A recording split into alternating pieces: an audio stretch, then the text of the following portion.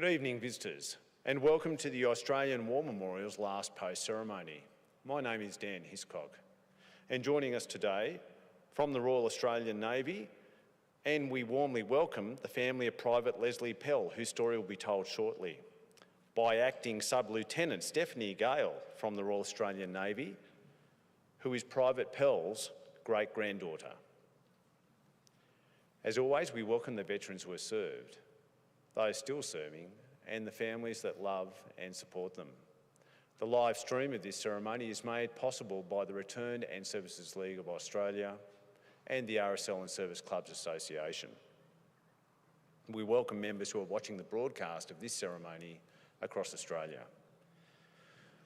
During this evening's ceremony, wreaths will be laid at the base of the Pool of Reflection by family, visitors to the memorial, and students on behalf of Charlestown East Public School from Charlestown, New South Wales, and Horizon Christian School from Balaclava, South Australia.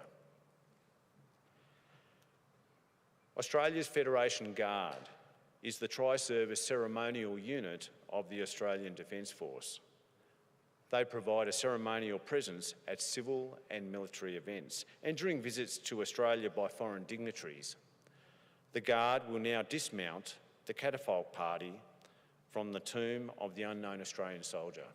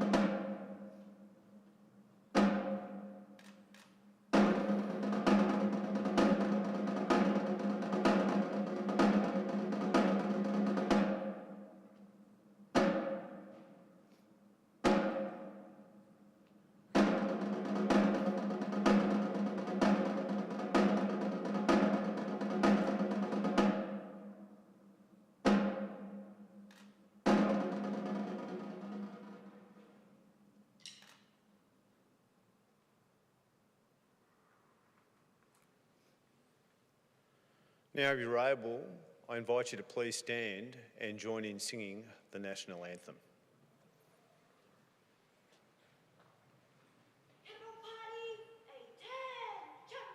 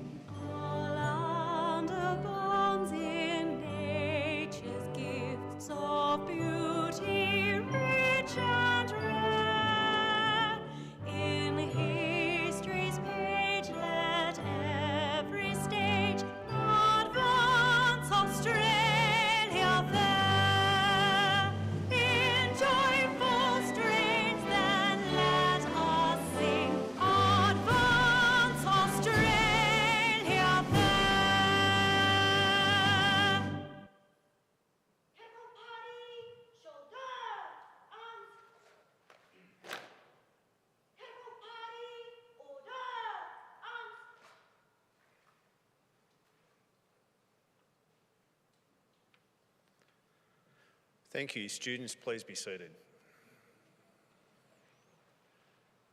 The Australian War Memorial was the vision of Charles Bean, Australia's First World War official historian. Bean landed with the Australian troops on Gallipoli and stayed with them at the front through to the end of the war. The idea of this national memorial and museum came to him at Pozières, France, in the depths of the bloody fighting of 1916. Bean's idea was that this would be a place where families and friends could mourn loved ones buried in faraway places. It would also be a place that could help all Australians understand what these men and women had endured and what they had done for us. Bean's vision, to which we remain true, is best expressed as inscribed in the entrance to the memorial's galleries. Here is their spirit in the heart of the land they loved, and here we guard the record which they themselves made. Tonight, we will read just one of the stories behind those on the Roll of Honour, which lists the names of more than 103,000 men and women who have given their lives for us in war and on operations for more than a century. But first, we present a lament, Flowers of the Forest. Wreaths or floral tributes will now be laid at the base of the pool of reflection.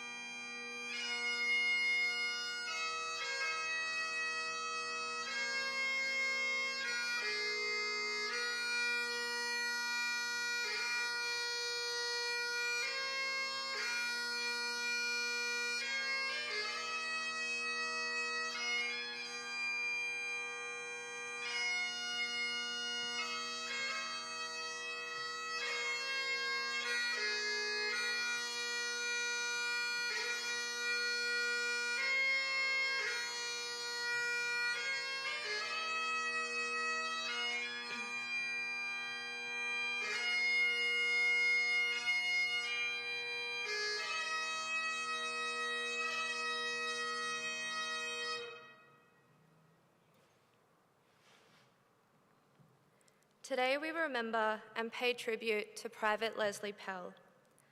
Leslie Pell was born in Shepparton, Victoria on the 26th of August 1909. The eldest of 6 children, born to Francis and Margaret Pell, he grew up in Shepparton, where he married Margaret Harbour, known as Wilhelmina, on the 24th of April 1929. Leslie and Wilhelmina went on to have a son, Robert, and twin girls, Elizabeth and Margaret. Leslie worked for the local council at the Shepparton Sewerage, and after he enlisted for service on the 3rd of July 1940, Shepparton Shire left the job open for him so that he could resume work upon his return. By then, Leslie Pell was 31 years old. Having been taken on strength at Royal Park in Melbourne, he was transferred through a number of depots before being allotted to the newly raised 2nd Pioneer Battalion. Having undertaken training with his battalion at Puckapunyal, Private Pell and his comrades arrived in Port Tufik, the port of Suez, in May 1941 and travelled by train to Palestine. There they began preparing for their first action, supporting the 7th Division in Syria and Lebanon. The battalion's companies initially supported different brigades, but when the Vichy French counterattacked at Merjeyoun in mid-June, the 2nd recalled its scattered companies to hold the Litani Bridge and prevent further enemy advance. On the 17th of June, the pioneers participated in the attack on Fort Merjeyoun. In a reckless decision, A and B companies made a frontal attack on the fort. French machine gun fire quickly stopped the attack and the Australians were exposed. Casualties mounted, but the companies were pinned, unable to withdraw until evening.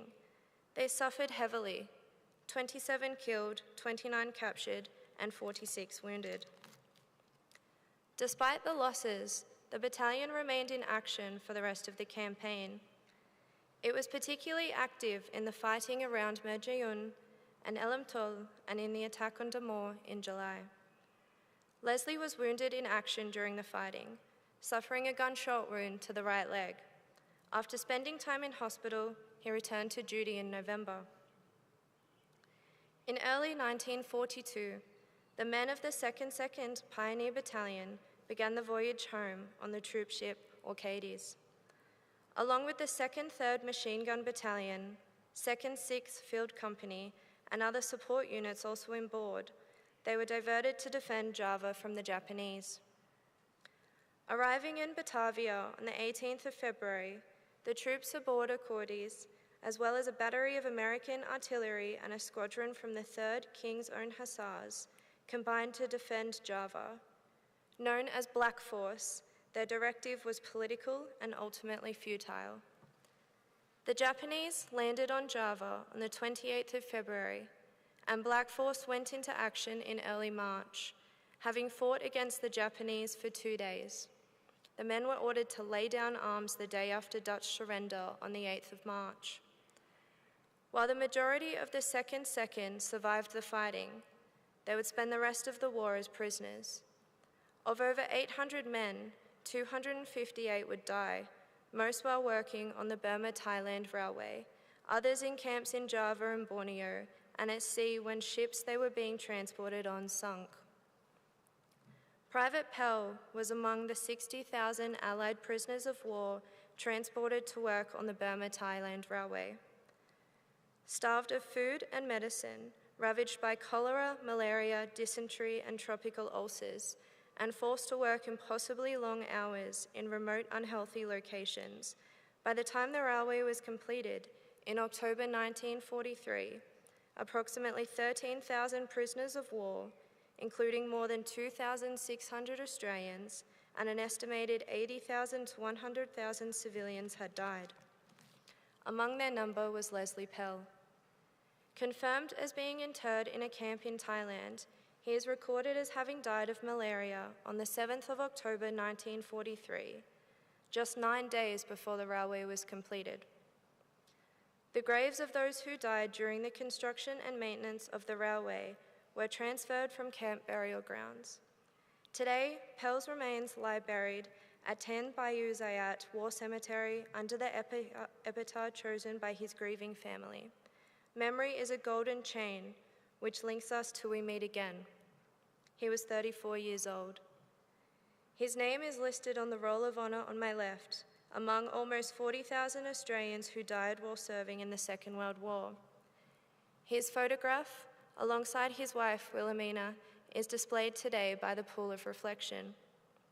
This is but one of the many stories of service and sacrifice told here at the Australian War Memorial.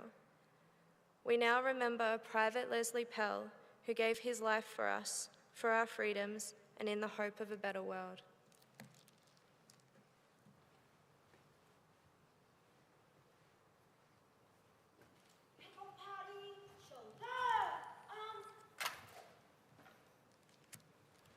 Please stand for the reading of the Ode and sounding of the last post.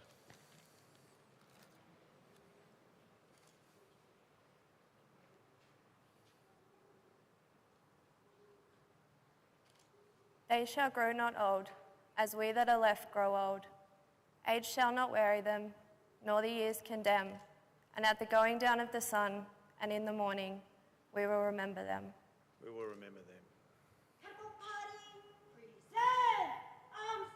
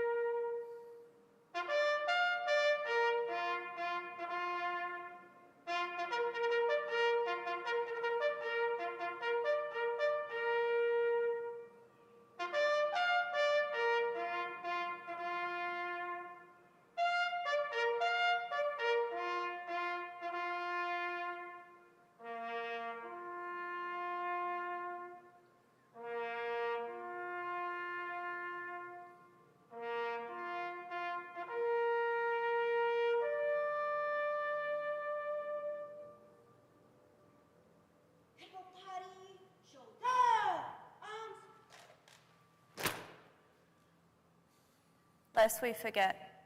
Lest we forget.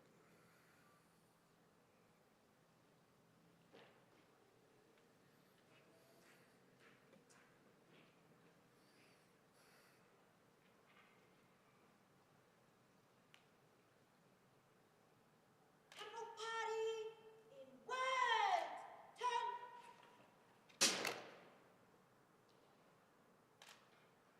Temple Party, quick march.